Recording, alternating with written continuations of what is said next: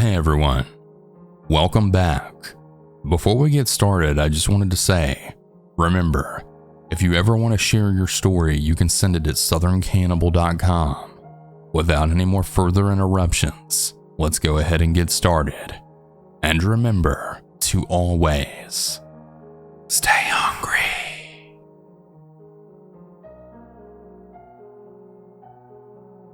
The story happened about 5 years ago when I was a cheerleader in high school. I hadn't thought much about it in a while, but now I'm a cheer coach for the same high school that I went to, and we went to a game in the same location the other night, and the bus driver said, "Hey, do you remember that night?" To which I replied with, "Of course I do. That was a really terrifying night." So I thought I would come here and tell the story. So when I was a junior in high school, I was on the cheer squad with about 10 other girls or so and our coach. It was a regular Friday game day just like any other. We were at school anticipating the game that night, excited as could be. It was an away game in a town about 35 minutes away from our school. The day was totally normal, until chatter started running through the school that someone had released a bomb threat on the school we were going to play that night. The news was vague. We were unsure if it was that day or earlier in the week. We didn't know if the game was canceled or still on. Then we found out that the boy who made the threat was the ex-boyfriend of a girl I cheered with. I'll call her D, and we'll call her XC. C had made the threat but wasn't in custody. The police knew it was him, and they were looking for him, but they hadn't yet found him. They decided to keep the game on to try and catch him just in case he showed up at the game. Then after school, we get on the bus, and we're on our way to this game, and then D gets word that he's threatened her and the cheer squad specifically. Death threats. We're all freaking out, and we had no idea what to do. We had stopped to eat at McDonald's, and 2 officers pulled up in a police car. They then explained to us that they were going to escort us to the field. They also said that no matter where the cheerleaders, our coach, and our bus driver went that night, we had to have a police officer with us. So we leave McDonald's, and we have a police escort to the field. We pull in and we start to unload off the bus. Now I'm going to explain the layout of the field to help you understand the rest of the story. So we're on the visitor side, obviously. We have small bleachers, and they're like 4 seats high and about 6 sets of bleachers long. But the home teachers were grand stadium-like bleachers. Blocky cement bleachers with a giant roof-like covering, a metal gate surrounding the whole track of the outside of the field except on the visitor side. And then behind the home bleachers, there was a thick woods line. So we go to our normal spot on the track in front of the bleachers. There was an officer posted near where we were cheering, an officer posted by our bus, and officers near the woods line in the back. We walked in a big group to the bathroom with an officer in tow.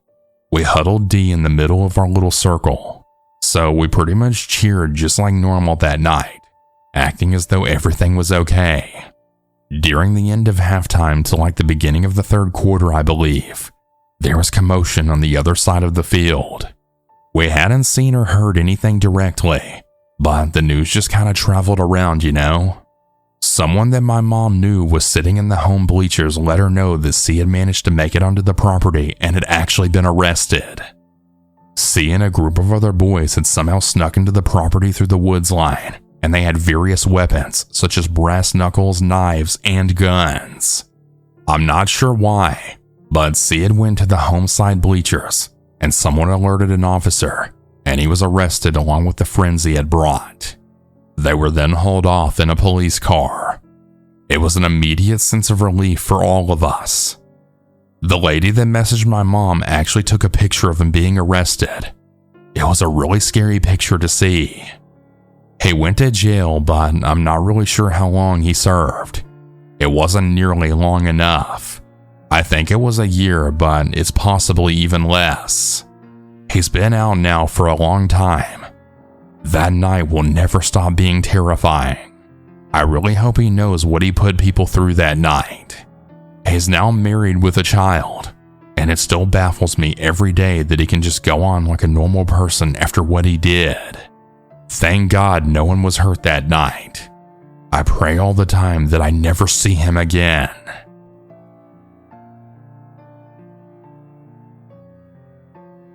I believe I was about 13 when this happened. I'm a girl for context, and I would go to my grandparents' house some days after school. I can't remember how it happened. The year was 2013 and my mobile phone was a BlackBerry. The little square ones if anyone's familiar. Anyways, this random number began calling me. It rang me 3 times in one evening, but I ignored it. I just thought it was a scammer, and phones weren't evolved to detect scam calls at this time. However, when I was in school, I'd take my phone out at lunchtimes and I'd have multiple missed calls, like 15 to 20 of them. My lunch in school was around 12:30 to 1:20 if I remember correctly. I'm almost 24 now, so it's a little hazy remembering it all. Well, it was really scaring me, so one day I had decided to answer and explain to the person that they had the wrong number. One day it called, and I answered and said this. I remember it was a male on the other end, and he sounded young, maybe 20s or something. I just said hello, to which he said hello back, and he started saying that he needed to talk to me. He had a thick accent, so it was a bit difficult to fully understand. I just told him, "I'm sorry, but I don't know you. Please stop calling me. You have the wrong number." He said that he didn't and that he needed to talk to me. I just freaked out and hung up, but he called straight back. He never texted me, just called. I was scared and uncomfortable at this point. From that day on, he phoned me even more. I'd get 30 calls a day from this guy. I had my phone on silent, and I was scared to tell my mom or grandparents. Well, one day I was at my grandparents' and my mom was at work. I was talking to my granddad, and I decided to tell him about the calls because it was just really making me uncomfortable. I felt like I couldn't use my phone without him calling me. I know that people must be questioning why I didn't block the number, and honestly, I don't know. I'm pretty sure that you could block numbers on BlackBerry phones, so I don't know why I didn't. Maybe it wasn't a feature, or maybe I was just too young and clueless to do it. I don't know. My granddad told me to answer it the next time he called and then hand him the phone. When he did call again, I did this. My granddad stood up and then walked into the hallway out of the living room. He then said hello in a very firm voice, and I heard speaking from my phone, but I couldn't make out what the dude was saying. My granddad then said firmly and aggressively, "Look, this is my granddaughter's phone. I'm her granddad. You better stop pestering her or I'm calling the police. Fuck off and leave my granddaughter the fuck alone." He stayed on the line and then said, "I will call the police if you don't stop," before then hanging up. He gave me my phone back and I asked what was going on. He said the man was asking to speak to the girl who'd answered him, and my granddad said everything he said. The man just kept begging to talk to me, to which my granddad just kept telling him that he'd call the police. The man phoned back, and my granddad answered again. This time though, he actually shouted. He told the man to never call this number again, or else he'd sling his balls from a hook on the ceiling. This seemed to actually do the trick this time, as the man actually hung up, and my granddad was triumphant. The guy never called again. To this day, I don't know who the man was, how he got my number, or anything. I wasn't on social media, and I never handed my phone number out to anyone. It was definitely odd and unsettling, but I'm very thankful that my granddad got rid of him.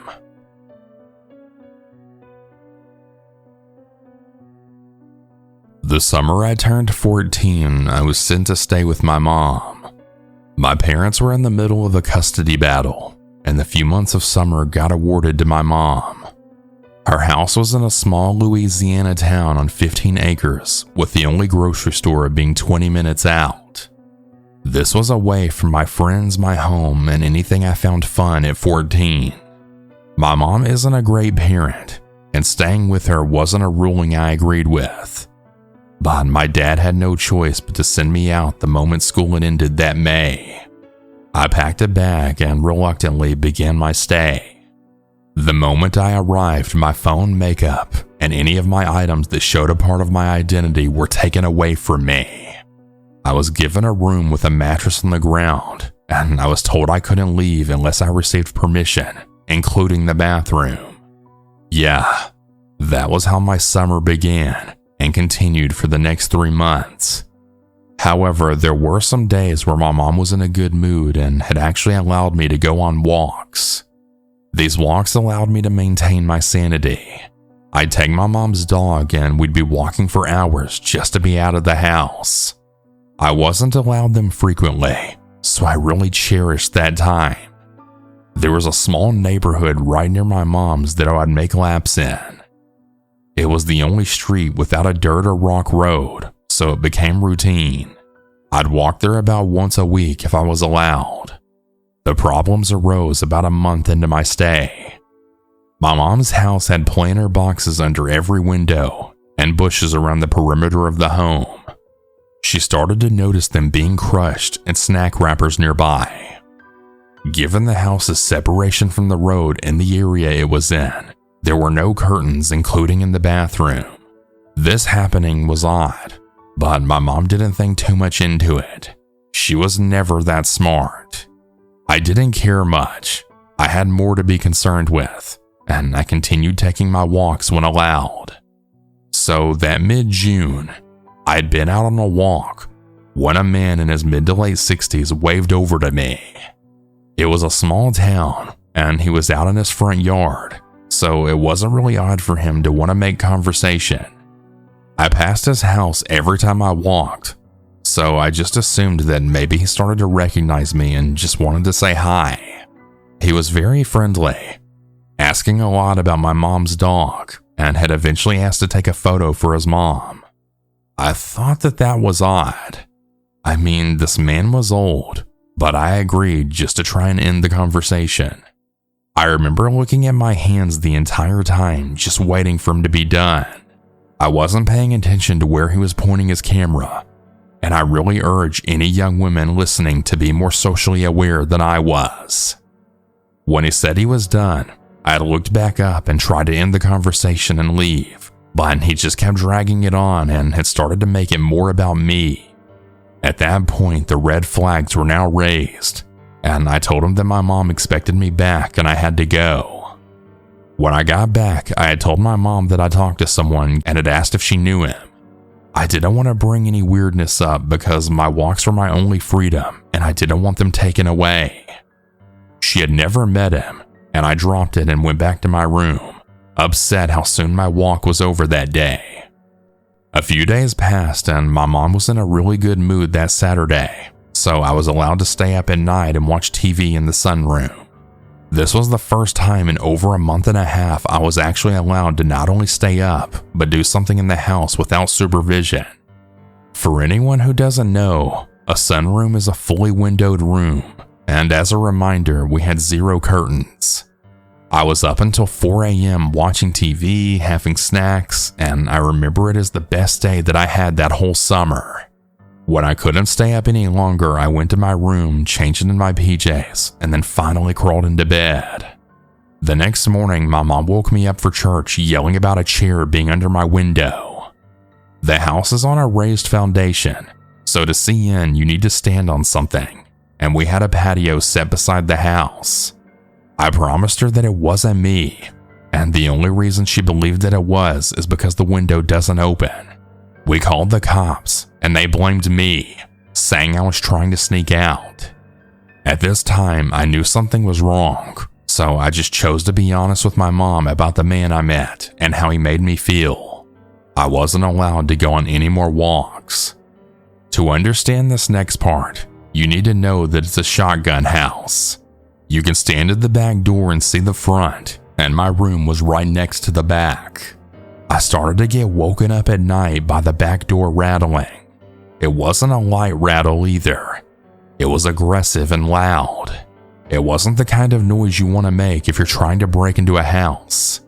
This happened 3 nights in a row until my sister brought it up once at breakfast. She had been hearing it too.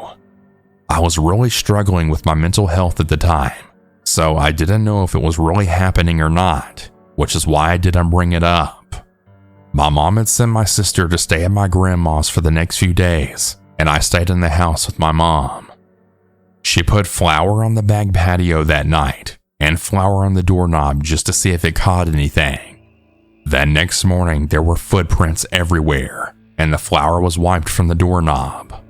We called the cops, and again, they did nothing. I really hope that anyone listening never has to deal with the Louisiana police.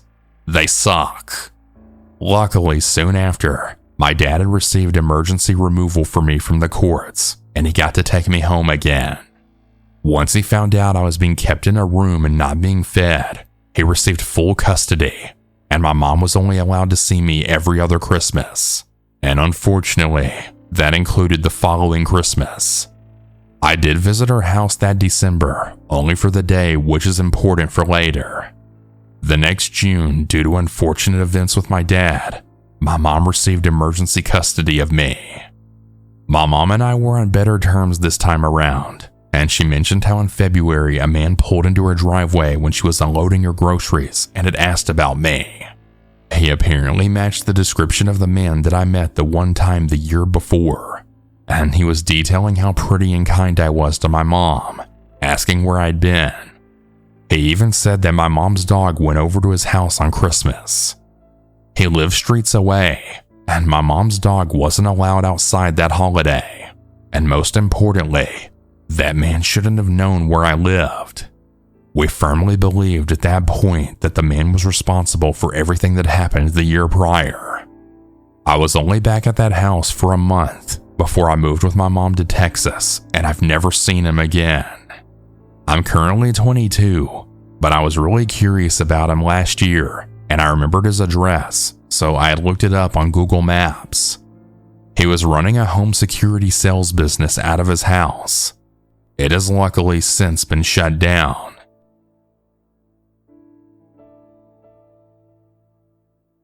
So the story actually happened to my mom, so it's from her perspective. I was 17 and working at a coffee shop near my house after school. For context, me and all of my coworkers were females in high school or college. And for context on how my store looked, it had a big glass window to the outside, and right on the other side was parking lots, so when people pulled in, it was pretty hard to miss them. So I had worked there for like 3 months at this point, and I had about 4 to 5 shifts a week, so I was there pretty often. And normally everything went great, except for the occasional Karen. Well, about 4 months into me working there, almost every night the same car would show up, and it would literally just sit there in one of those spots right outside the window with their headlights on. They literally would sit there for like an hour, then leave. They never came inside.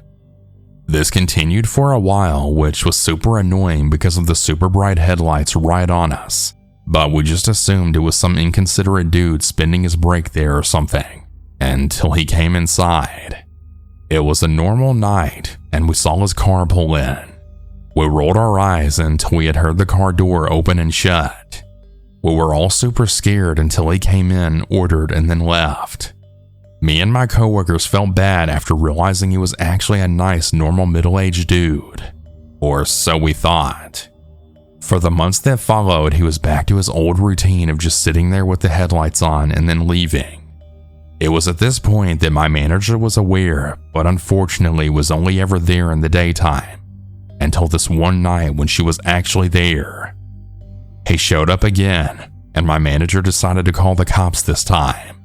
Well, the cop showed up to his car window, and he was literally just sitting in his car jerking off, watching us through the fucking window.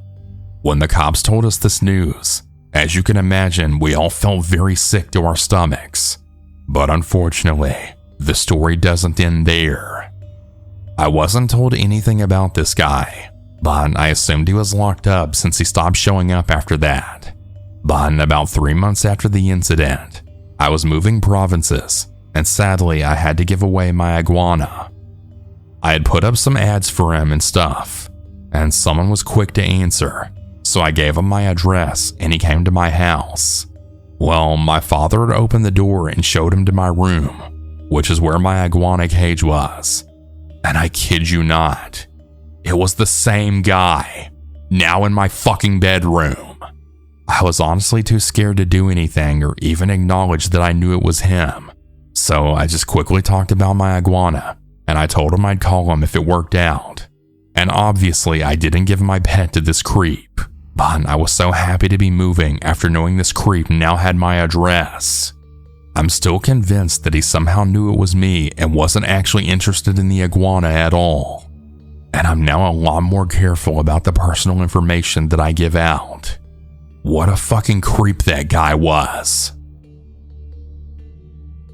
Hey everyone, that's about it for today's stories. If you have your own story that you would like to send, you can send it in at southerncannibal.com, or you can email it at southerncannibalstories@gmail.com. I look forward to telling your story. Have a good night or good day, everyone.